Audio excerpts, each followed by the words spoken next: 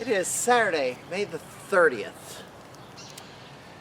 Well, according to the Karens and the Darrells, because of my activity over the last 30 days, where I crossed the border into Missouri to get a haircut, drank a margarita in a Mexican restaurant, ate inside the Fox Run restaurant twice, attended multiple protests, and been amongst large crowds in the process. According to them, I should be in an ICU bed hooked up to an oxygen tank in critical condition, flat on my face in a hospital, either at Memorial or St. John's. Clearly, that hasn't happened. So the Karens and the Darrells who insist on keeping this lockdown going 100%, I have two words for you. Suck it.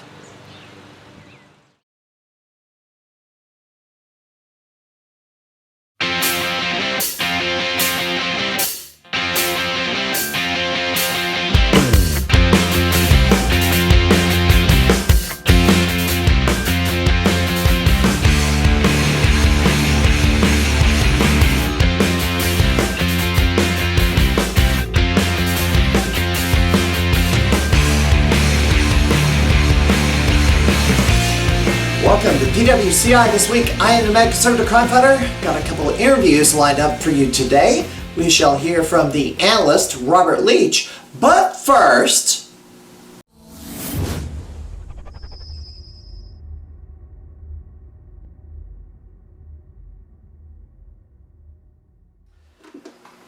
join me via Facebook video chat. She is the reigning 0-1 USA Women's Champion and a Dynamo Pro Women's Champion. She calls herself the Evil Empress. Reign Victoria, how are you doing tonight? Just peachy. Just got home from working 13 hours, so, hopefully I can sleep tonight for once. Now I have to ask the basic question, what inspired you to get into the sport, even though most of the time when I see your mug on a poster it seems like you're saying, why am I still doing this to myself? Great question and great observation. I think I got into wrestling because I wanted to prove that I could do it. I wasn't a fan when I was a kid, like most of us were. When I graduated college, I moved in with my dad for a little bit, and he watched wrestling a lot, and then that's when I became a fan. And I actually went to a Dynamo Pro show, which was my first indie show. I had an amazing time, and I was like, oh, I can be a manager, I can be a valet. Like, I'm going to go train, but, maybe someday I could be Asuka or Charlotte, maybe someday. And so when I showed up to Dynamo Pro training, I told him that maybe I wanted to be a wrestler someday. And he said, well, you start training tonight then. As one of the thousands of wrestlers who've had to wait out the COVID-19 shutdown, how have you dealt with the situation thus far? Got another job. Had to pay the bills for my evil mansion, and I've been working a lot. I'm trying to work out, but once I got the second job, I've been doing real short burst workouts. I was okay taking some time off wrestling because I actually have some kind of injury going on. I finally got into the doctor this week, and no broken bones, so I guess that's a good thing. And but I'm ready. I'm ready to get back. I tweeted the other day, I'm ready to fight, and that's the truth. Yeah, speaking of that, most folks have rung up a ton of damage to their bodies over time. It just came out today, someone took advantage of the shutdown period to undergo knee surgery to repair their torn ACL. How much of an improvement in your physical health have you experienced, or has not taken any bumps for so long, drawn out more aches and pains besides the shoulder injury? That's really the one. It's like a neck down into my pec. and just some bicep. Just this whole right arm is kind of screwed. But I've been using this TENS therapy. I don't know if you ever heard of it. It's like a electrical pulse machine. Actually recommended to a fan, by a fan to me at an Anarchy show. And I took him up on that, and I got my own, and it took away probably about 80% of my pain. Yeah, that would be ultrasound is what chiropractors use. For many who don't have access to a ring, how big of a problem is rust going to be when shows are allowed to happen again? Or is it not going to be a problem because it's just like riding a bike? You know, I'm really hoping it's the latter. I'm most, nervous, not only am I going to have ring rust, how about my opponent? And, that's why I actually already asked. I said, when can we train again? And since Missouri just opened up, my training facility, they said, well, we're taking it slow. Like, we're probably not going to train until early June. And I'm honestly, it is a concern of mine. I've never taken off this much time ever in my it's been a little over 3.5 years now. Never once, not even when I sprained my ankle, did I take off this much time. So it's a valid question. I imagine a lot of us eat, live, and breathe this stuff, so I'm sure a lot of it's going to be second nature to us now. But fingers crossed. Now my next question, I think you've already answered it. You do have access to a ring to practice in. Yeah, Dynamo Pro always, and Elgin always lets me come back. What all did you have scheduled the past few months that were wiped out from the shutdown? Oh, I smile, but it's pain. Okay. I was gonna be on the pre-show of Evolve at Logan Square against Laney Luck, singles competition for the 0-1 championship. And that was going to be the biggest match of my career. And they had it, they moved the date, then it got moved again, and now Evolve has postponed all of their future dates. That was rough. I had a cage match with Billy Starks scheduled.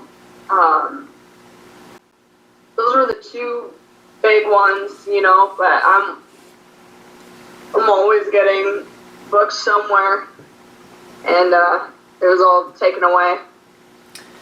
Now, this is predicting what would have happened in an alternative universe if the COVID-19 virus never materialized and wrecked everything. What would the wrestling world be looking like right now, minus any personal bias?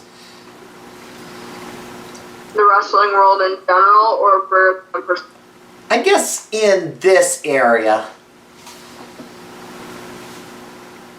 I'm not sure. I think 0-1 would have been taking a little bit of a break, because after our Decatur show, we would have been taking a break, was the idea there. I might not have been champion, I'm not sure. Billy's a tough kid. And it's harder to cheat when you're in a cage, so you never know.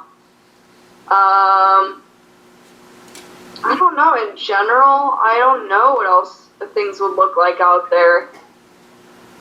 That's a tough question. Yeah, it's tough. This past weekend, the first independent shows were held. Eugene Nick Dinsmore ran in South Dakota. Mikey Gordon, who's used to be from this area, ran a secret show in California. With Missouri now allowing live outdoor shows with social distancing rules, are you aware of anyone holding an event next month close by which desperate to get out of quarantine wrestling fans can go to? Nowhere in Missouri I know of.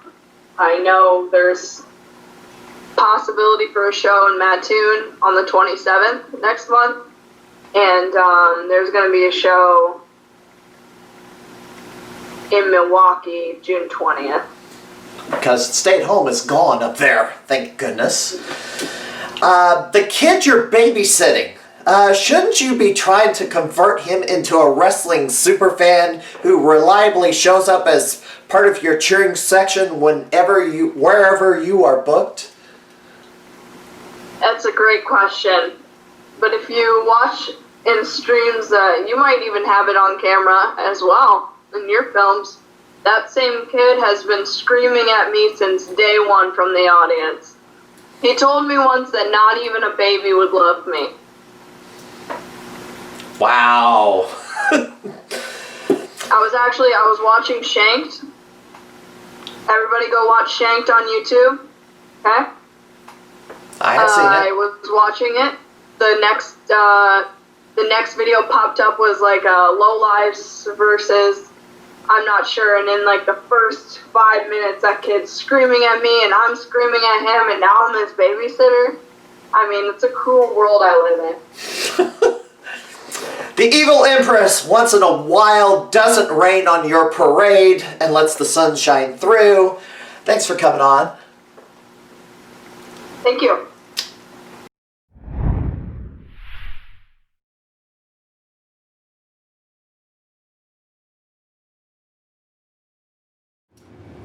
They say whatever happens in Vegas stays in Vegas, which seems to indicate why it's taken so long for this story to make its way back to Illinois. But this where are they now type story took a dark turn. It was brought to my attention a week ago that former New Breed Wrestling Alliance promoter, wrestler, and Central Illinois Pro Wrestling Hall of Famer, the Don Kiddo Morales, is serving prison time. In November of 2018, Morales, real name Thomas Letson, was indicted as one of 5 men charged for their roles in running unlicensed massage parlors operating as fronts for illegal houses of prostitution. While Nevada is the only state in the country where prostitution is legally permitted, in 6 counties it's still prohibited, including Clark County, which includes Las Vegas. Over a 4-year period, the defendants induced women to engage in acts of prostitution with paying customers, accept the earnings from known prostitutes, and live off the earnings. The defendants also coached the women on how to avoid law enforcement. The businesses were said to have obtained upwards of $3 million, where customers were found using a smartphone app known as Kickback. Nevada Attorney General Adam Laxalt handed down dozens of charges, of which, for Letson's role, had 19 counts that include racketeering, conspiracy, pandering, pimping, and money laundering. After pleading guilty, in September of 2019, Letson was sentenced to a term of 8 to 20 years in prison. Living the gimmick, I guess. Newbury Wrestling Alliance was retired in 2011, where Morales had his final wrestling match against Harker Dirge and was inducted into the Central Illinois Pro Wrestling Hall of Fame in early 2012 prior to his move to Nevada. He had considered opening a new promotion in that state, but it never materialized. The Newbury ring is currently with Proving Ground Pro. As I mentioned a few minutes ago, Midwest All Pro Wrestling in South Dakota is running events every other week with social distancing rules and recommends mask wearing. Fist Combat is running secret drive-in shows in San Diego, secret because California has ridiculous restrictions still going on by its extremist governor. Video of those shows are posted on their Facebook page. Also, another secret location outdoor event was held near Mount Carmel, Illinois at a campground over Memorial Day weekend, promoted by Dan O'Connor, also known as DOC. Billed as Defiant Pro Wrestling. DOC in a Facebook stream said he wanted to have the show after getting a potentially life-threatening medical diagnosis.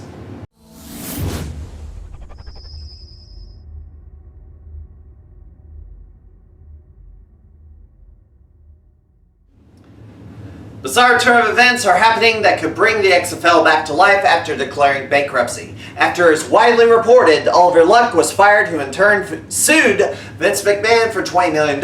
It was reported that Vinnie Mac was attempting to buy back the league at a fire sale price. How you would have bought back a company already owned and not in possession of anyone else was quite the head scratcher to me.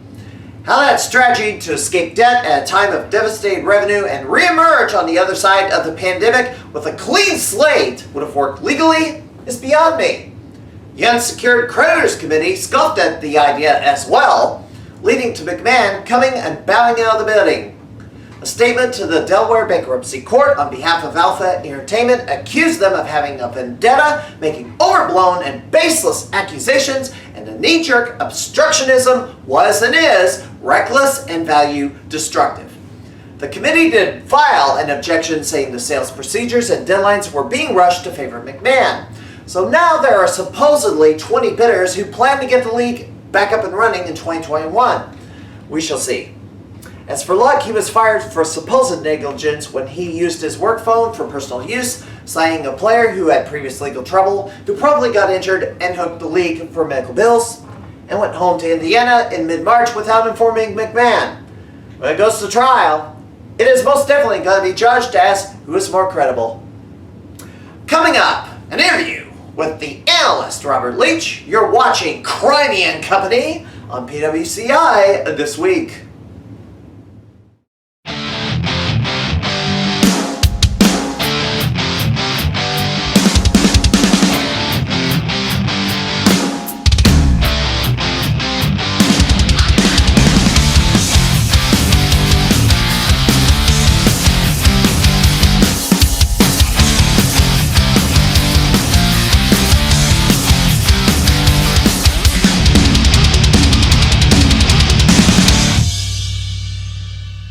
As drivers, we make a million little choices each and every time we get behind the wheel. Choices like distracted driving, DUI, speeding, and no seatbelt are proven killers. But there's another threat lurking on your roadways that you need to consider. It's the choice by drivers to ignore the move-over law. This lethal choice has led to the death of first responders from all over the state. Men and women sworn to serve and protect you, the people of Illinois. Slow down, move over. It's the law.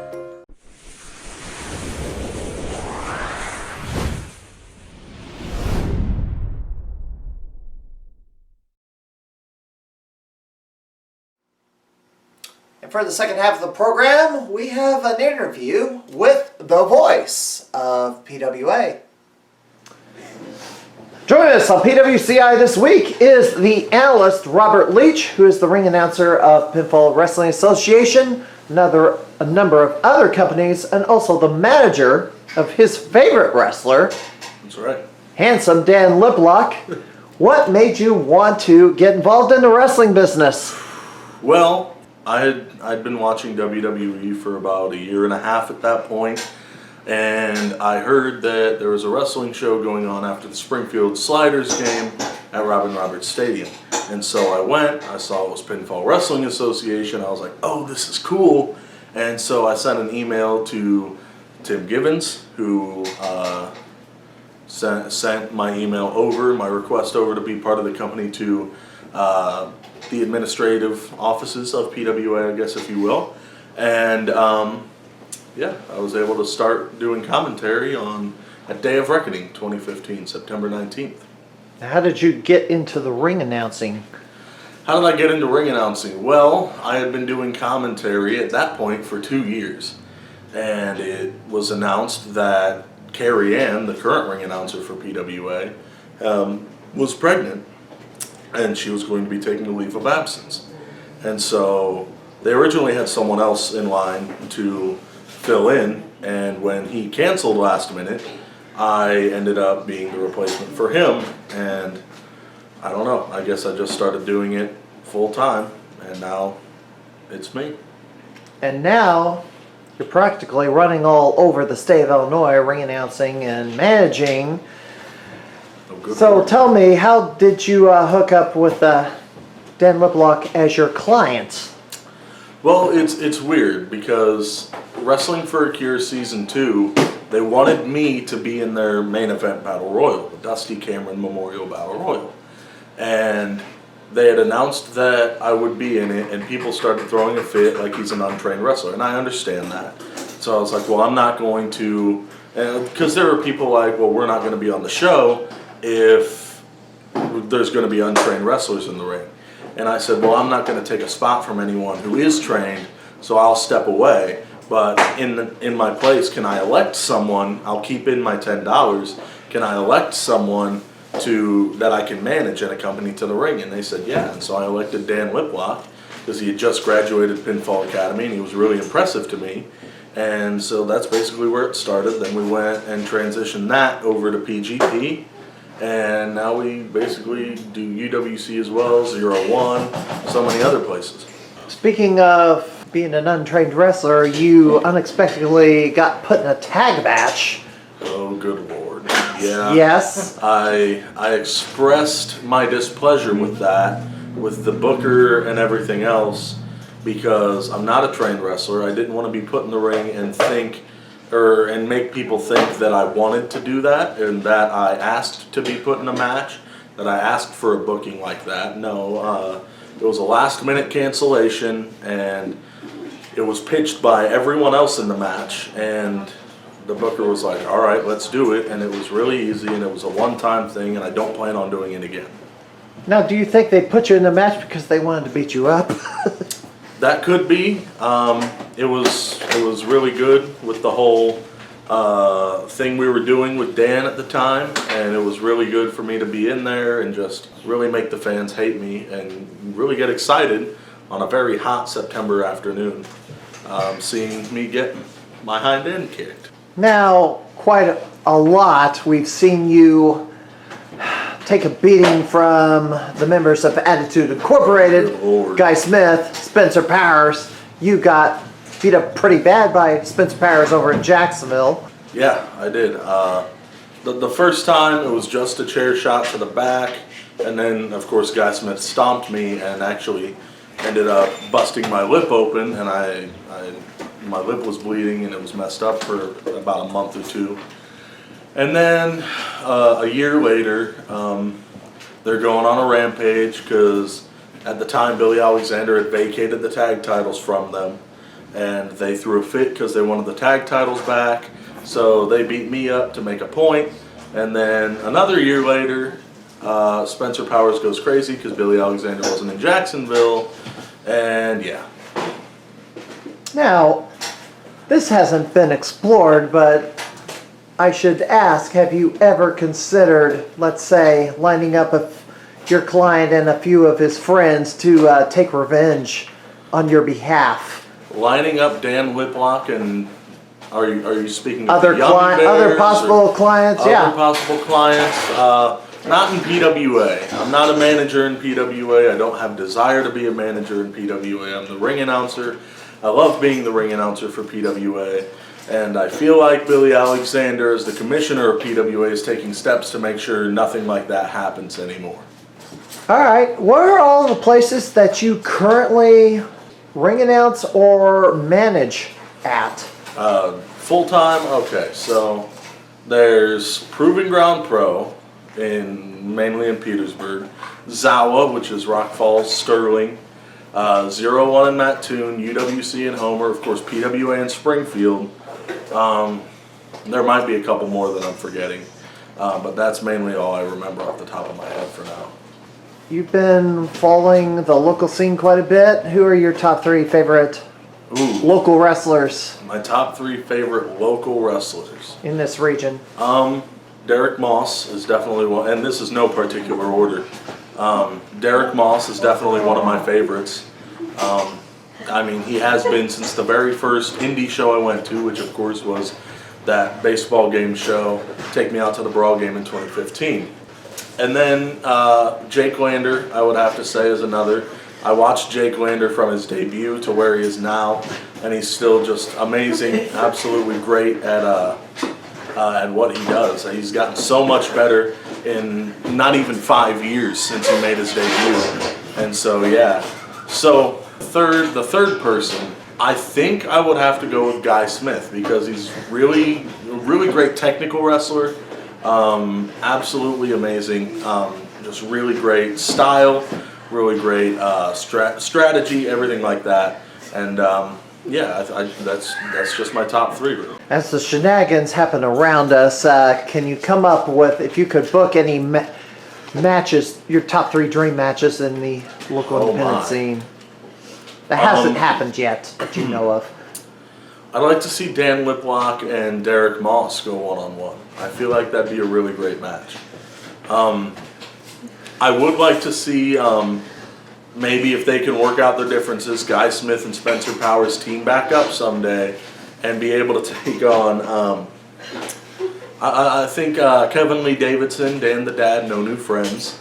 Also, I think Jimmy Carrot would be able to have an absolutely amazing match with, well, I mean, he's able to have an amazing match with just about anybody. But I think one person he could really, really have a great match with would be Blake Steele. I've never seen it. It might have happened before, but I'd like to see it. It's happened a few times. It has happened a few times. Well, it hasn't happened recently, and I think both guys have gotten substantially better since probably the last time it happened, so I'd like to see it again. How far are you looking to go into the wrestling business? I mean, you're advertising yourself as a ring announcer for hire. Who would you like to ring announce for? Ooh, I'd love to ring announce for maybe freelance someday, Glory Pro, maybe make it all the way to GCW, something like that. Game changer? Yeah, I mean, potentially. Even Evolve maybe, and maybe get signed somewhere. ROH, Impact, AEW maybe. I don't see any contracts like that coming at all anywhere in the near future, but it'd be cool to make it that far. Now you are related to a famous radio announcer. That would be Jim Leach. Yeah. Do you ever get into knockout, drag out political debates with him? I'm not really a political guy, and I really rarely ever even see Jim. I occasionally listen to him on the radio, but I don't usually talk to him that much, and if I do, we don't really talk about politics or anything like that. It's just a casual, hey, how you been, how's your family, everything like that. Now, he's not much of a wrestling fan. Did he ever ask you, why did you get involved in this? Well, I haven't really seen him much since I started in pro wrestling. I feel like he'd be cool with it because, of course, I'm with commentary and announcing using my voice. I mean, I feel like he'd kind of think I'm following in with the family, or it's in the family bloodline, I guess you might say. Would you like his job? What was that? Would you like his job? Would I like his job? Having the afternoon drive home and yammer on the radio for 3 hours a day. Talking about politics and stuff? Or anything. I mean, if there was some way to syndicate a radio show locally all about pro wrestling, that'd be cool. I mean, I'd love to be part of that if that was possible. But, I mean, no, I've never really had an interest in just doing my own radio show, really. It's just more about pro wrestling. Anything you want to plug that you're currently involved in?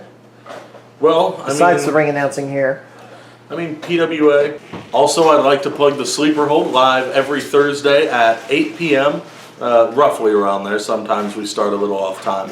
But Facebook.com/SleeperHold217. Go like us on Facebook. Be able to watch us every single Thursday at 8 p.m. talking all about pro wrestling locally and nationally, internationally as well.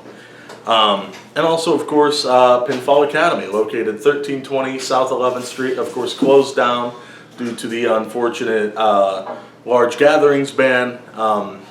However, I do believe once this is over, we'll be able to have a lot more fun at Pinfall Academy and create future stars for PWA. If you're interested in being a pro wrestler, an announcer, a manager, anything like that, referee even, go to Pinfall Academy at 1320 South 11th Street in Springfield, Illinois. Open Tuesday through Thursday, 7 to 10 p.m. Go to Facebook.com, search up Pinfall Academy, and get in contact.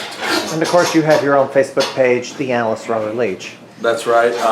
And that's where promoters go to contact you if they need a ring announcer. If they need a ring announcer, you can either find me on Facebook, find Robert Leach on Facebook, or email me, booktheanalyst@gmail.com.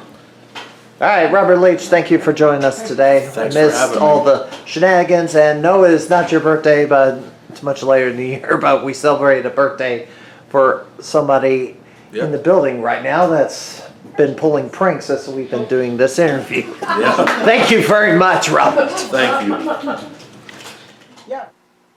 And that will do it for this edition of PWCI this week. Until next time, the spin is making me dizzy.